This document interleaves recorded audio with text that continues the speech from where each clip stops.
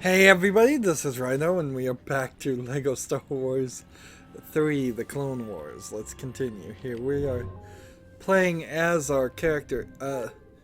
We unlocked pretty much everybody, which is weird because I think like 3 of them. Here. I didn't think that these would be unlocked through the 100% completion of collecting all the canisters. I thought they were going to be a special set. So we have one more level we need to do, and then these two characters, which I assume are the Emperor, considering we haven't seen the Emperor anywhere else. So we need to do this special Castle of Doom in free play mode. If we can really hurry here, then I would also like to see if we can do the real-time strategy and beat this whole level as it is. So this one is a weird one in itself because of the fact that it is this apparent mission where we're playing as the bad guys in the story mode to either kidnap or kill Jabba the Hutt, which seems a little extreme, but it seems like the Hutt family is full of mercenaries. Like, it seems like they are the mafia, the mob of this universe.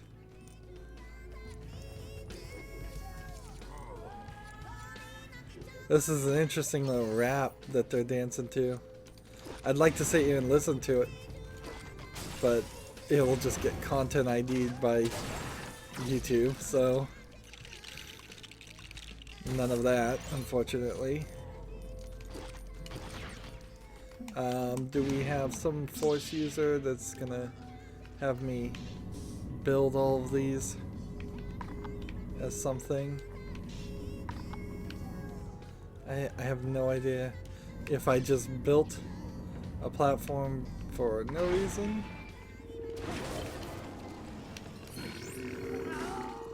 And so the Rancor pit, is that the Rancor or is that a different character?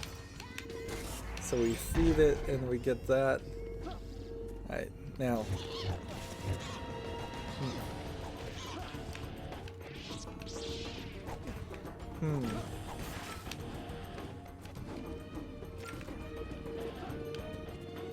And how long does this last?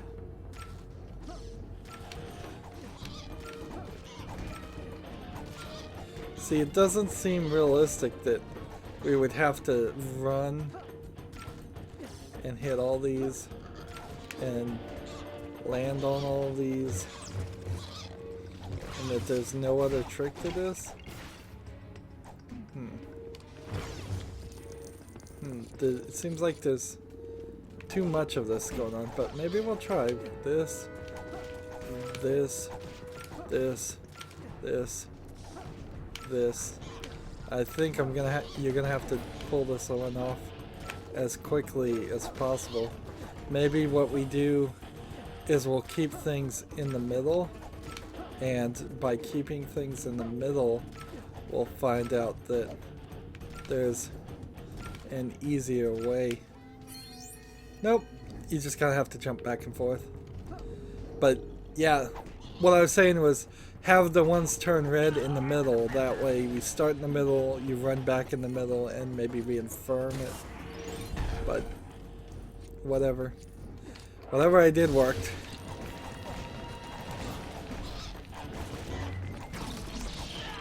Let's see. We don't want to waste too much time on all of this. Here's a probe droid that I want to just go ahead and make sure I don't blow this up.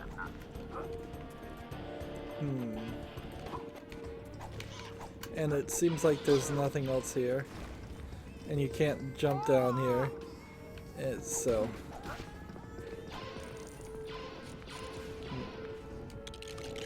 we'll go ahead and build a platform and get to somebody that can actually charge the platform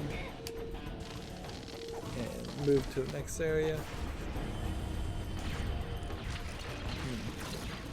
You see, this was a pretty long section here, if in all honesty, so I want to rush as much as possible.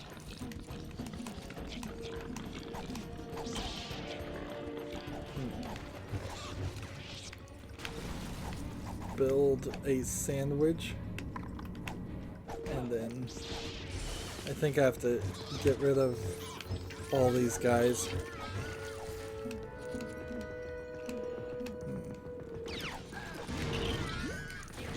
Try to kill as many as fast as possible.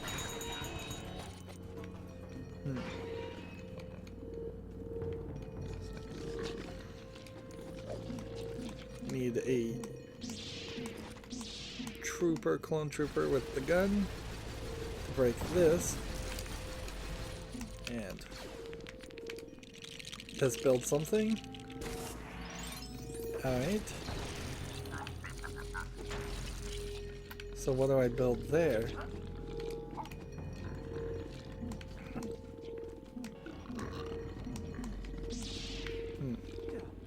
See, I can't. I guess I move it over to this, don't I?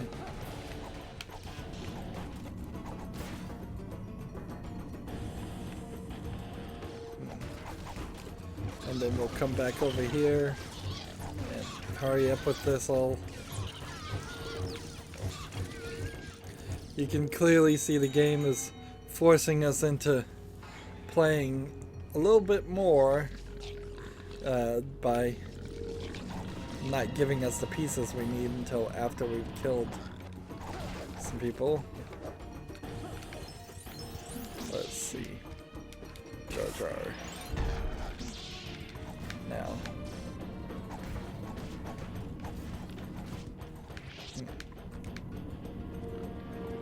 Can I just interconnect all these?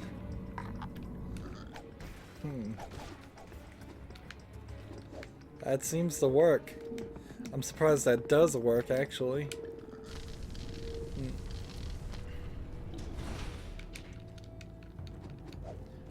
See, I'm in a weird position right now because I looked up some more of the comments on the lagging issue, but I actually don't want to talk about the lagging issue until this game actually lags.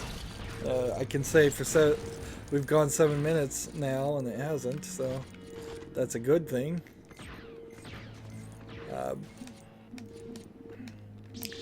But that is also just an example of how prevalent and on my mind it is.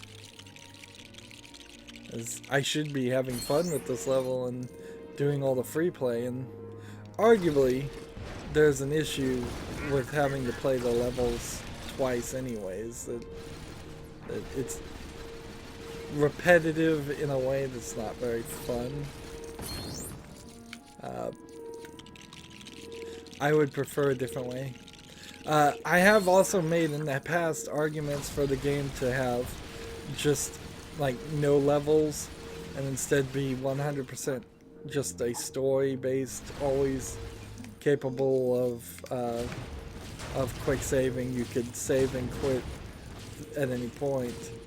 And I guess Lego Star Wars The Complete Saga had that in Super Story Mode, which is the one mode I didn't bother to actually record because it doesn't do anything or unlock anything.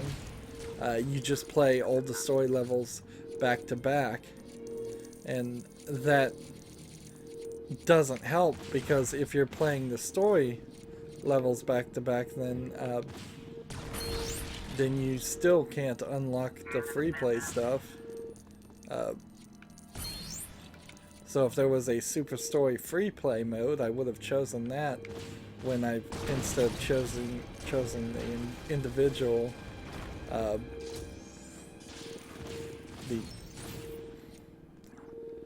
what was the individual free play mode levels. there's something up here. I just gotta get it. That's number 5. We've still got a decent amount, though. Charge up this. Crash it into the ship for pieces.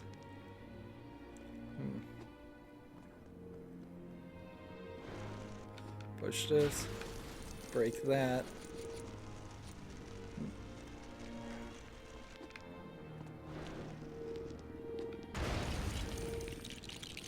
I kind of wonder about having over 1 trillion studs here.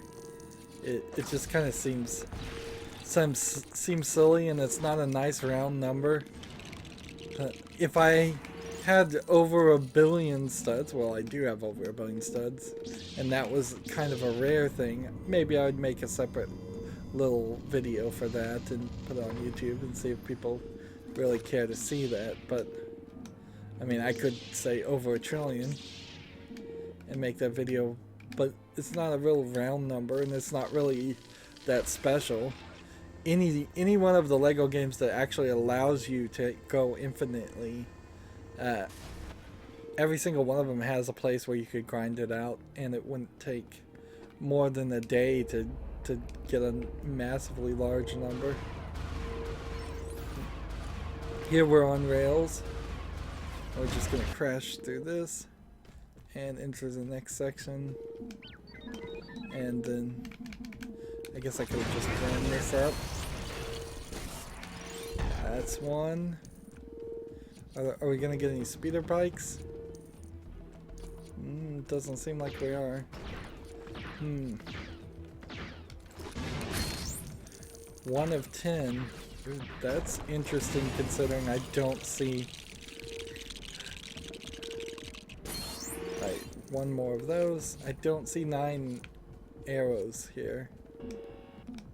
We must have to go to another section, and I would assume it has something to do with that path. And there's the lag. 12 minutes in.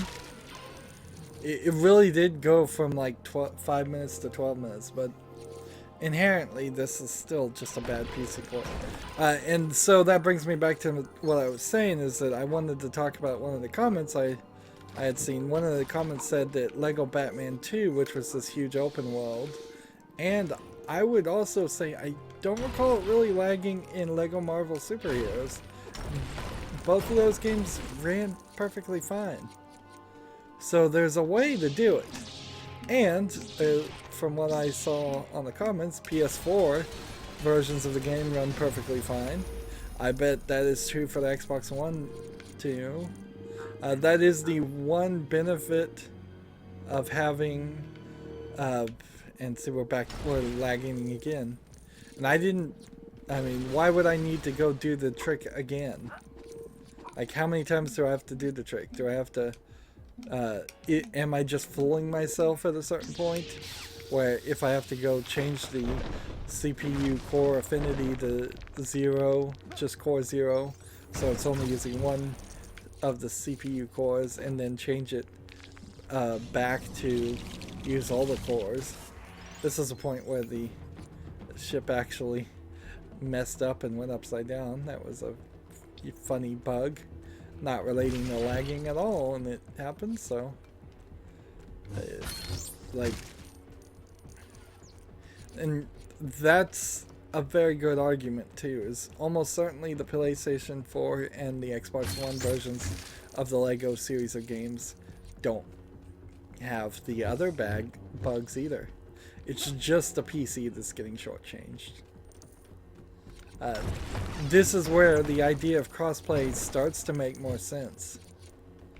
But in crossplay as an idea, buy it once and get it everywhere, as an idea should have been implemented decades ago, and it should be not just something that's mostly pushed by Xbox for a Windows store, or the PlayStation for other well, I don't think Sony really has much interest in crossplay at all, because the only crossplay they had was the Vita. So if you had a game that ran both on the PlayStation 4 and the Vita, which they're not really supporting anymore, and we still have 4 collectibles. Interesting. There's a few cross-play things. I guess PlayStation Now streams some things, and technically there might be some cross-purchasing there. That is certainly an idea that should have been adopted in computer software a long time ago. It's taken us a long time for Steam to even have like family share. Just the idea that, oh, if you happen to be a parent, you can share it to your child's Steam account, even if they have their own PCs, instead of having one family computer that has to install it. There's certain software that specifically say it can only be installed on one computer, or maybe 2 or 3 computers, and then you have to reauthorize it. Which it's the general eroding of the rights of the purchaser to do anything with what they bought.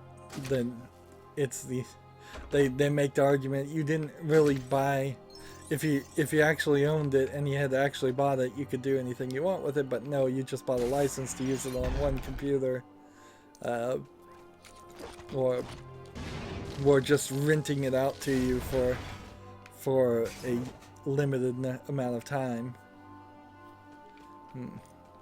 All concepts that when you think about buying just normal things. Imagine if you bought a car and they said, actually you just bought a license to use the car until we decided you could no longer use the car. It's scams is what it is. And that's sadly what purchasing almost anything in the United States has become over its few hundred years of existing. It's gone from honest deals between a couple of people, the seller and the purchaser, which honestly that probably wasn't even true during the olden days too, but one would think that hope that ideal existed, and there was at least some ideas of that, to now everything's about trickery. Everything's about, oh, you don't really get what you think you can get. It's caveat emptorum is what they call it, buyer beware, and it empowers sellers to sell bad products with no recourse. And we've just recently seen other countries force Steam and America to start having to adopt some better consumer protections than what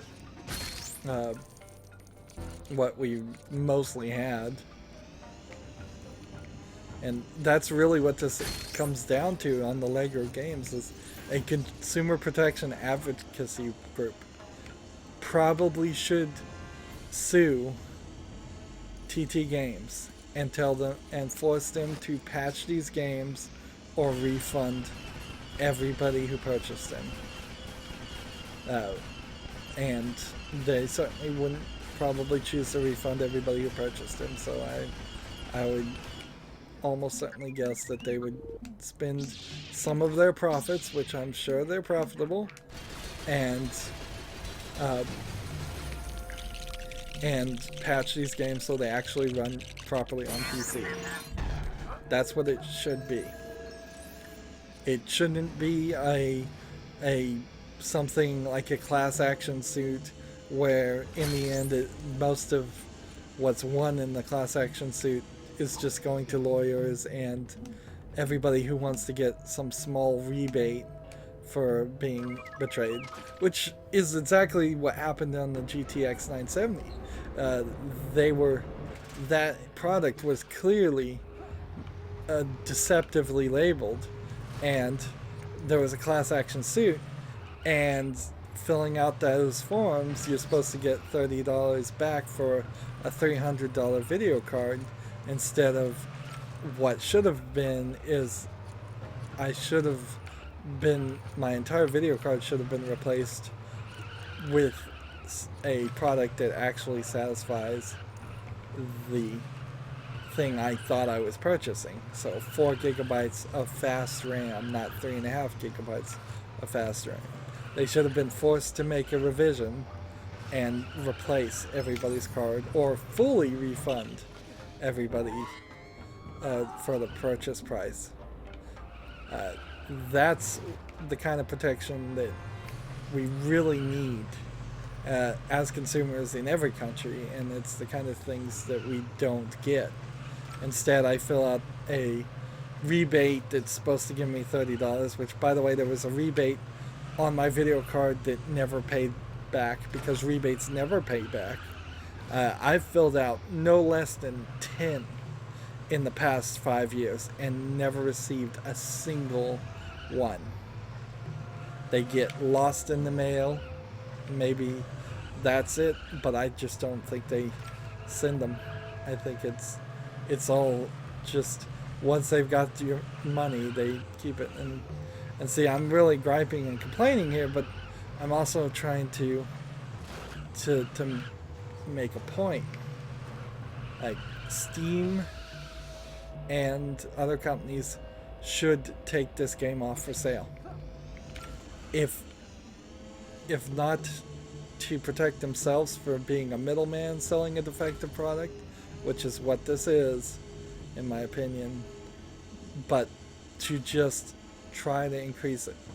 Steam is far too full of, and PC gaming in general is far too full of games that don't run. And this isn't a 10-20-year-old game that has an excuse for not running.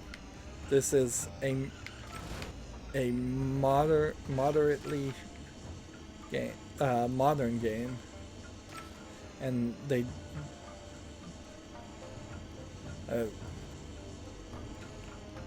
should make good.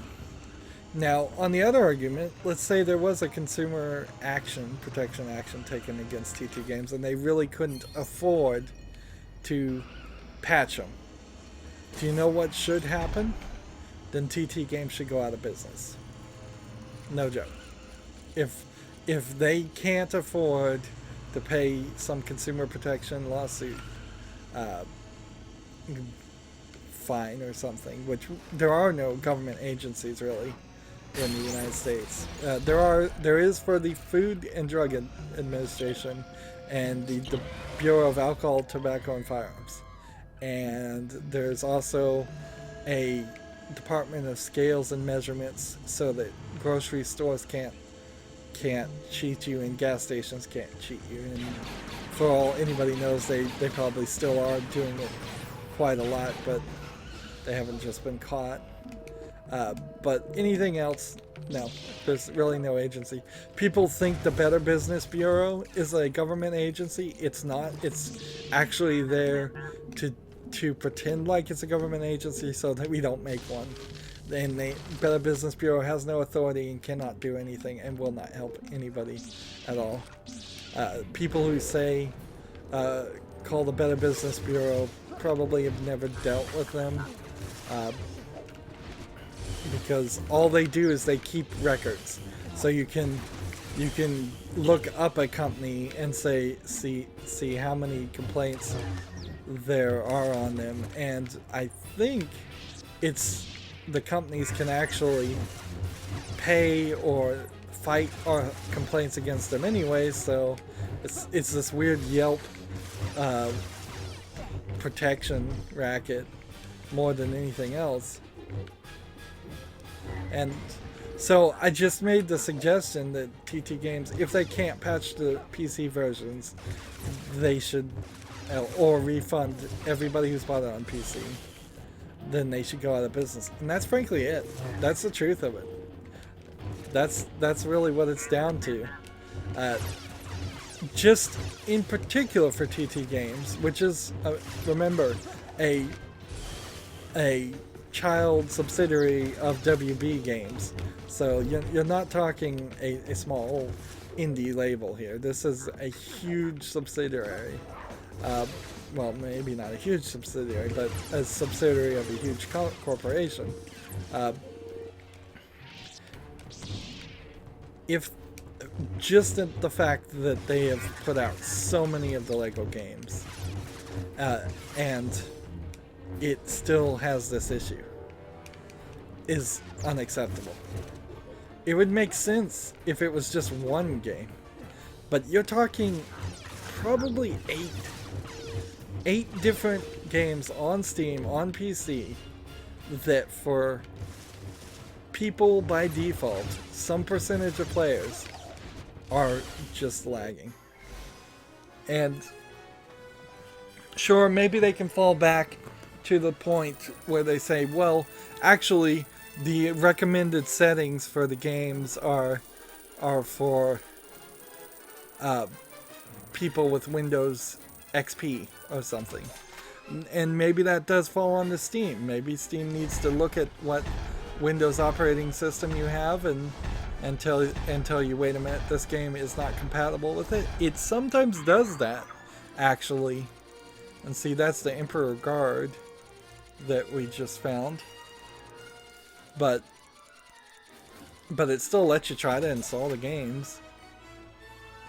It's not consumer protecting friendly, and we need so much more of that in general. Ironically, yeah, we're at 98.1% and it's lagging again. And remember, I've done a trick here to make it lag less, and it's still lagging. Ironically, people selling bad products and not standing by the quality of the things they sell in their stores, and people making bad products, has not done anything to discourage consumerism in the United States either. And I'm saying in the United States here because that's my experience, and frankly, my experience is only my life and my part of the United States. But you would think, I guess, in the U.S., there is at least people are savvy enough to not sell total garbage all the time, because I imagine people in, say, in very impoverished countries where scams happen a lot more, I would assume that people are more savvy about it, and I'm thinking like Mexico probably. People are probably more used to negotiating and being savvy and not buying things from untrustworthy sources, whereas in America, in the U.S., I try to say U.S., not America, because Mexico is part of North America, Canada is part of North America, and all of South America is part of America, and Middle America, Central America is part of America too. So, people just, if it's got a storefront, if you have a building anywhere, people will walk in and spend money, and they will trust you implicitly that you're selling. We have a store, not to slander a specific store, but there's one called Harbor Freight Tools that sells the very, very inexpensive tools and tool related things. And in my personal experience, every time I've gone in there, and everything I've ever heard of anyone else's experience going in there, all of the products that are available for purchase, actually I need to be up here, are just horrendous quality. I bought a personal experience here, so can't be slandered. I bought a drill that burned out in less than an hour. I bought work gloves for a garden that ripped the stitching apart and fell apart and had holes in less than a month.